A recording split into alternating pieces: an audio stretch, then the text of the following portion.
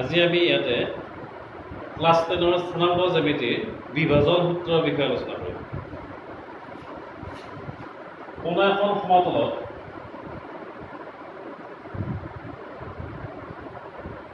দুটা বিন্দু, এটা বিন্দু স্থানাংক px1 y1 আৰু এটা বিন্দু q যাৰ স্থানাংক x2 y2 দিয়া থাকিব।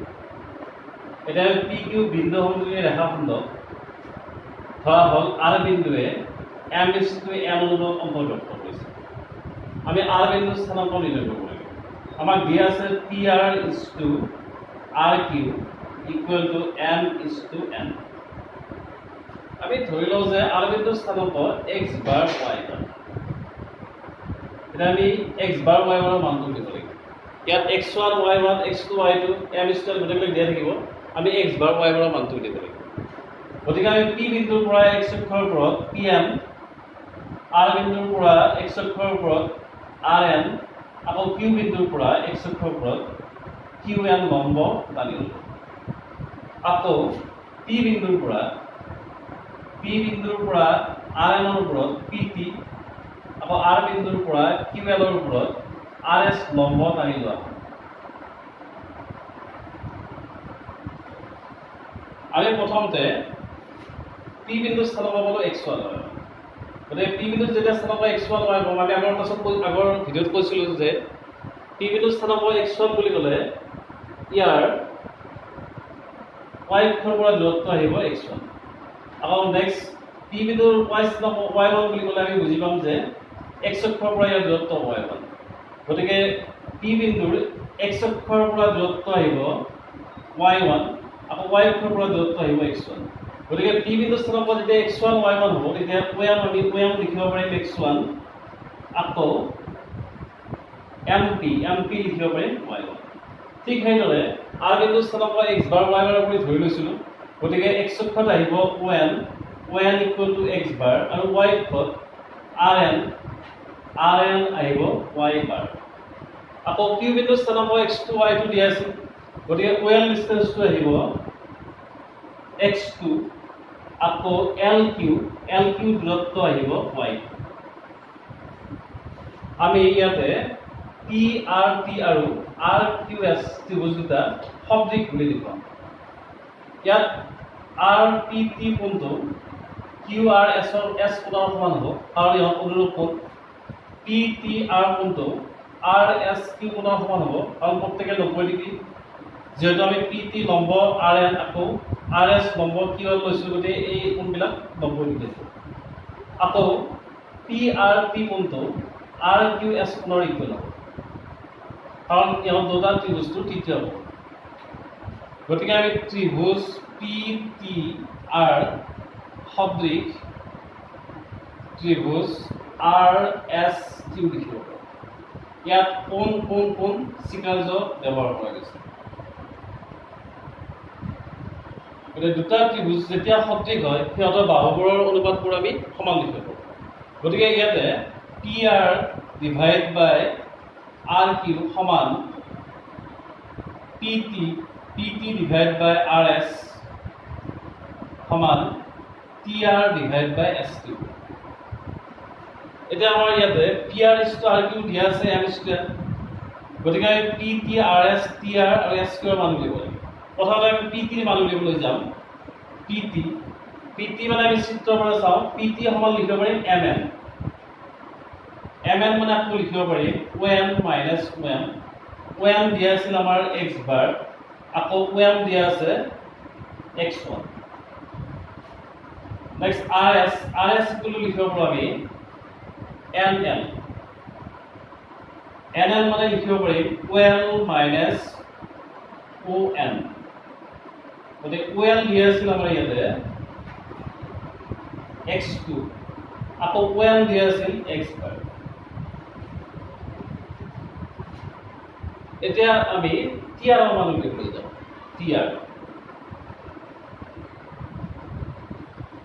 TR মানে আমি লিখিব পাৰিম RN - NT। RN - NT মানে আকৌ লিখিব পাৰিম TM।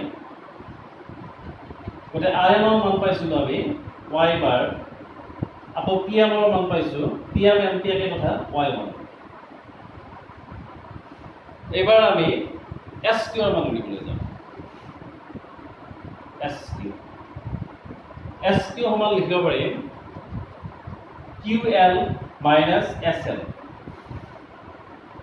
ql minus sl, ql minus sl মানে আকৌ লিখিব পাৰিম sl equal to rm। এতিয়া ql ৰ মান দিয়া আছে আমাৰ ইয়াতে ql lq একে কথা y2, আকৌ rm ৰ মান পাইছোঁ আমি y বাৰ।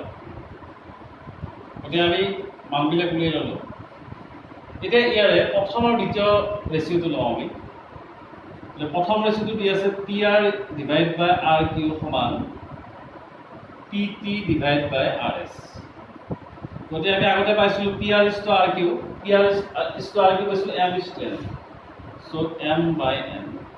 আকৌ pt ৰ মান পাইছিলোঁ x বাৰ মাইনাছ x1, rs ৰ মান পাইছিলোঁ x2 minus x bar। ইয়াতে আমাৰ x1 x2 মানটো আমি পাম, অকল x bar আৰু x bar মানটো আমি ইয়াৰ পৰা উলিয়াব লাগিব। গতিকে বজ্ৰগুণন পদ্ধতিৰ পূৰণ কৰি পাম বজ্ৰগুণন কৰি পাম mx2 minus mx bar সমান nx bar minus nx1। গতিকে x bar থকা ৰাশিবোৰ আমি বাওঁফালে লৈ আহিম। গতিকে nx bar plus mx bar সমান mx2 plus nx1। এই দুটাৰ পৰা x bar কমন ল'লোঁ, তেতিয়া থাকিব আমাৰ m plus m, আৰু সোঁফালে থাকিল mx2 plus nx1। ইয়াৰ পৰা x bar মানটো পাওঁ আমি m into x2 plus n into x1 divide by n plus m। এবাৰ আকৌ আমি প্ৰথম আৰু তৃতীয় ৰেচিঅ'টো ল'ম। প্ৰথম ৰেচিঅ'টো আছিল আমাৰ pr ডিভাইড বাই rq, আৰু তৃতীয় ৰেচিঅ'টো আছিল pr ডিভাইড বাই sq।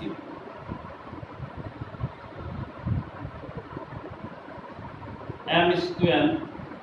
এতিয়া আমি pr ৰ মানটো পাইছিলোঁ y বাৰ মাইনাছ y1, আকৌ sq ৰ মান পাইছিলোঁ y2 মাইনাছ y বাৰ। বজ্ৰগুণন কৰি পাম my2 মাইনাছ my বাৰ সমান ny বাৰ মাইনাছ ny বাৰ। y বাৰবিলাক বাওঁফালে লৈ আহোঁ। গতিকে y বাৰ ইনটু m প্লাছ n সমান my2 প্লাছ ny বাৰ। গতিকে y বাৰৰ মানটো পাম my2 plus ny1 হৰণ m plus। গতিকে ইয়াতে আমি r বিন্দু স্থানক x বাৰ y বাৰ বুলি ধৰি লৈছোঁ। গতিকে x বাৰৰ মানটো পালোঁ আমি এইটো। গতিকে এইটো পালোঁ আমি x বাৰৰ মান, আকৌ এইটো পালোঁ y বিন্দু y বাৰৰ মান। গতিকে r বিন্দুটো স্থানাংক হ'ব x বাৰ y বাৰ। গতিকে x বাৰৰ মানটো পালোঁ আমি m into x2 plus m into x1 divided by m plus n। আকৌ y বাৰৰ মানটো পালোঁ my2 plus my1 divided by m plus n। গতিকে p আৰু q বিন্দু সংযোগী ৰেখাখণ্ডক m is to n অনুপাতত অন্তৰ্বিভক্ত কৰা বিন্দুটোৰ স্থানাংক হ'ব m into x2 plus m into x1 divided by m plus n, my2 plus my1 divided by m plus n। এইটোকে আমি বিভাজন সূত্ৰ বুলি জানো। গতিকে আমি ইয়াতে r বিন্দু স্থানাংক পালোঁ এইটো m plus n mx2 mx1, আকৌ y স্থানাংকটো পালোঁ m plus n my2 plus my1। আমি এটা ইয়াতে উদাহৰণ এটা লৈছোঁ।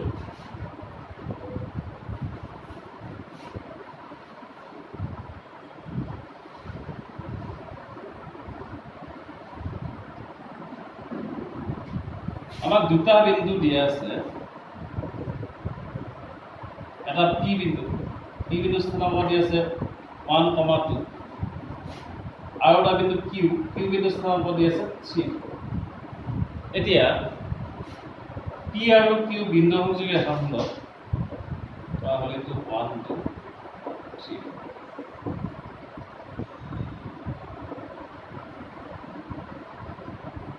কাৰণ পি আৰু কিউ বিন্দু সংযোগী ৰেখাখণ্ডত 3:2 অনুপাতত অন্তৰ্ভুক্ত কৰা এই আৰ বিন্দুটো স্থানাংক দিব লাগিব গতিকে আৰ বিন্দু স্থানাংক আহিব আমাৰ প্ৰথমতে আমাৰ ৰেচিঅটো 3:2 আছিল গতিকে 3 + 2 সমান 3 + 2 আকৌ নেক্সট পাইছিলো আমি m * x2 সো m ৰ মানটো 3 পাম এটো আমাৰ x1 এটো y1 আৰু এটো আছিল x2 y2 গতিকে 3 ফৰ্মুলাটো পালো আমি x2 3 * x2 বুলি ক'লে আমি পালো ইয়াতে 3 * 3 প্লাস 2 * x1 x1 ৰ মানটো পাইছো 1 এটো আহিব x নাম আৰু y স্থানাংকৰ কাৰণে পাম m + n m * x y2 y2 ৰ মানটো পাইছো আমি 4 3 * 4 plus 2 * y1 y1 ৰ মানটো পাইছো 2 গতিকে এইখিনি ক্যালকুলেশন কৰিলে আমি পাম 3 + 2 5 9 + 2 11 12 + 4 16/5 গতিকে আৰ বিন্দু স্থানাংক আহিব 11/5 16/5